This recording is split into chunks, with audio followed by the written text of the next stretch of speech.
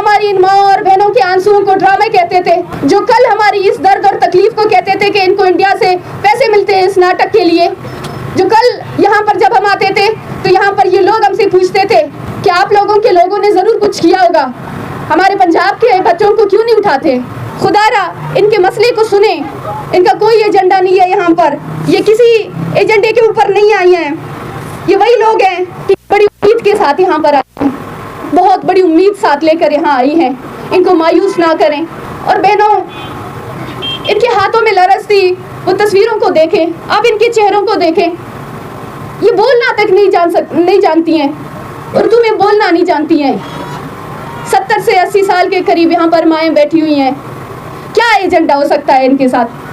कौन सा एजेंडा ये ला सकती हैं यहाँ पर, ये क्या मांग रही हैं? सिर्फ और सिर्फ एक चीज़ कि अगर हमारे लोग इस रियासत के आइन और कानून के मुताबिक मुजरिम भी है तो आप अपने बनाए गए कानून में, आप अपने बनाए गए अदालतों में पेश कर दें।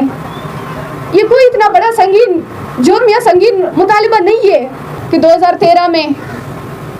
सितंबर के महीने में जो एक पैदल मार्च क्वेटा से कराची से इस्लामाबाद तक लापता अफराद के लवाहिकीन की क़यादत में, मामा करीर और फरजाना मजीद की क़यादत में जब आई, इसी जगह पे, इसी सेम जगह पे हम लोग आए थे और इसी तरह के चंद रियासती एजेंट नुमा सहाफ़ी आए थे और वो हमसे इसी तरह के सवाल कर रहे थे जो अभी हालिया दिनों में प्रेस क्लब के सामने हमारे ऐसे एहतजाजी कैंप में सहाफ़ियों को बेचकर सवालात हमसे किए जाते हैं।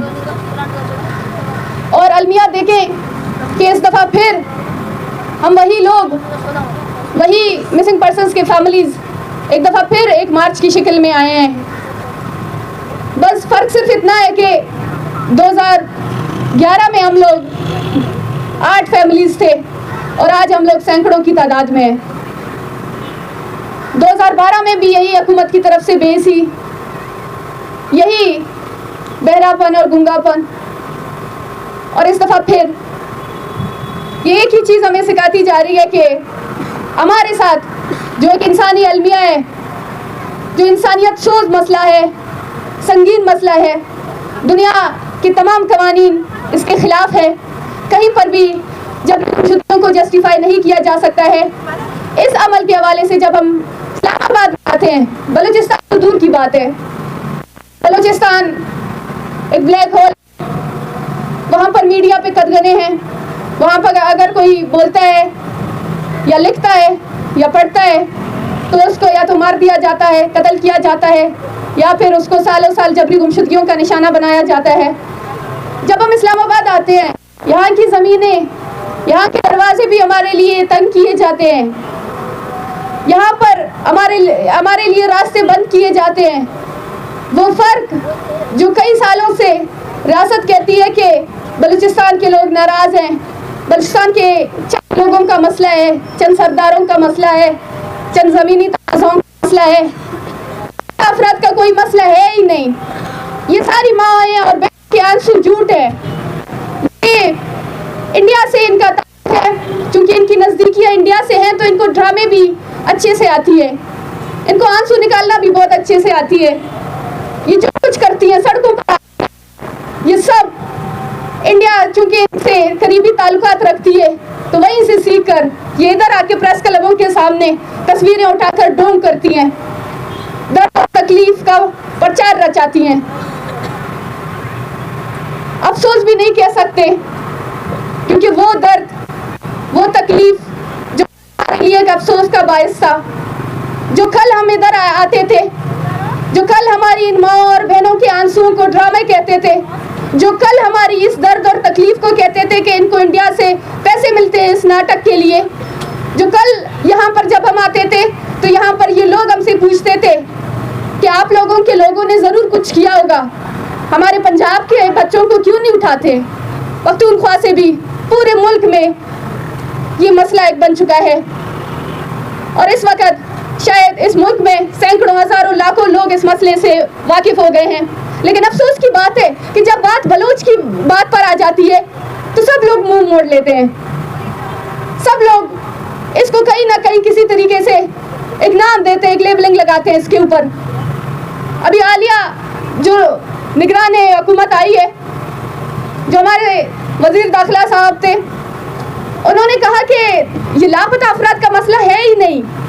یہ لاپتہ کوئی ہے ہی نہیں،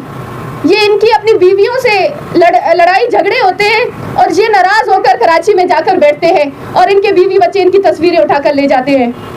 ان کے کوئی اور ایجنڈے ہیں۔ اب خدا را یہاں پر موجود لوگ، یہاں پر میڈیا کا بھی بائیکاٹ ہے، ہم سمجھ سکتے ہیں کہاں سے آرڈرز آئے ہیں، لیکن یہاں پر جو ساتھی موجود ہیں، آپ ان ماؤں اور بہنوں، ان کے ہاتھوں میں لرزتی وہ تصویروں کو دیکھیں، آپ ان کے چہروں کو دیکھیں، یہ بولنا تک نہیں جانتی ہیں، اردو میں بولنا نہیں جانتی ہیں۔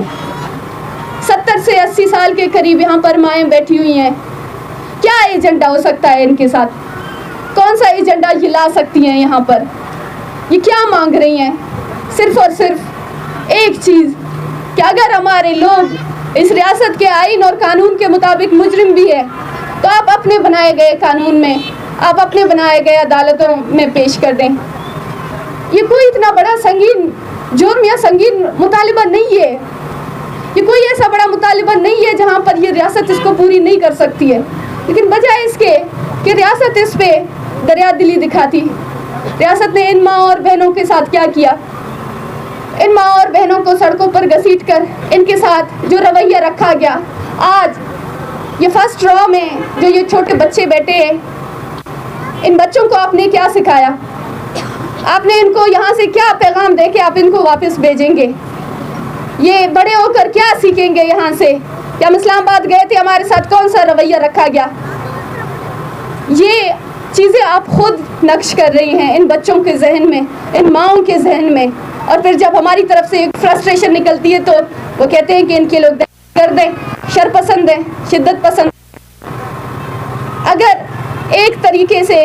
ایک طرف سے بار بار طاقت کا استعمال ہوگی، ایک طرف سے بار بار لاٹھیوں کا استعمال ہوگا، ایک طرف سے بار بار آپ کو گرفتار کیا جائے گا، FIRs کیے جائیں گے آپ کے اوپر، اور دوسری طرف سے آپ ہر بار ہاتھ جوڑتے ہیں، آپ ہر بار پاؤں پڑتے ہیں، آپ ہر بار واسطے دیتے ہیں، آپ ہر بار جو ہے مطالبے کرتے ہیں، ایک طریقے سے پرامن اور دوسری طریقے سے طاقت کے استعمال کا رشتہ دیر تک تو نہیں چلے گا، کہیں نہ کہیں یہ لوگ تھک جائیں گے، کہیں نہ کہیں یہ لوگ ایک دن بیٹھ کر خاموش ہو جائیں گے، یا پھر یہ اپنا فرسٹریشن کسی اور طریقے سے نکالیں گے۔ خدا را ان کے مسئلے کو سنیں، ان کا کوئی ایجنڈا نہیں ہے یہاں پر، یہ کسی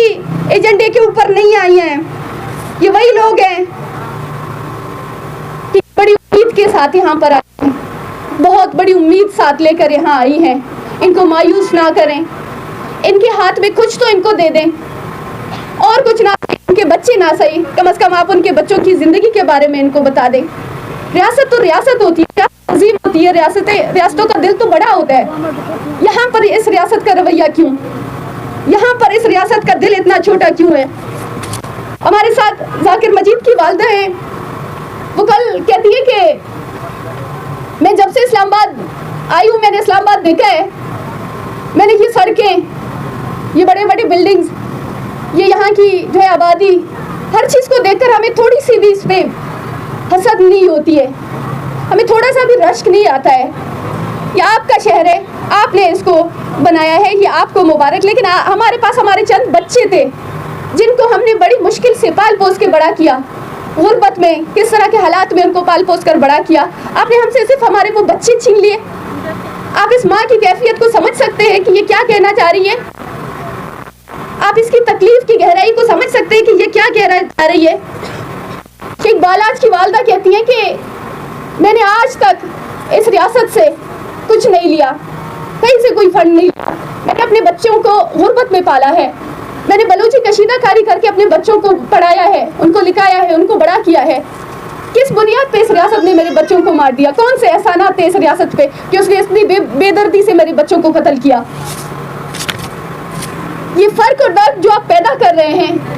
یہ ریاست خود پیدا کر رہی ہے۔ ہمارے جو ایک لیفٹسٹ ہے،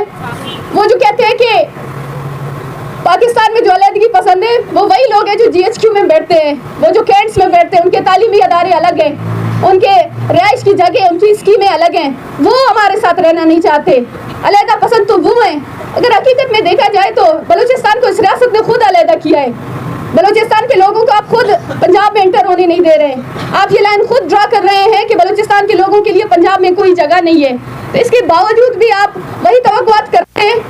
آپ وہی چیز ایکسپیکٹ کرتے ہیں کہ میں بار بار طاقت کا استعمال کروں اور بار بار دوسری طرف سے جو ہے پرم طریقے کی ایک ریاکشن ملے. اس طریقے سے نہیں ہوتا ہے.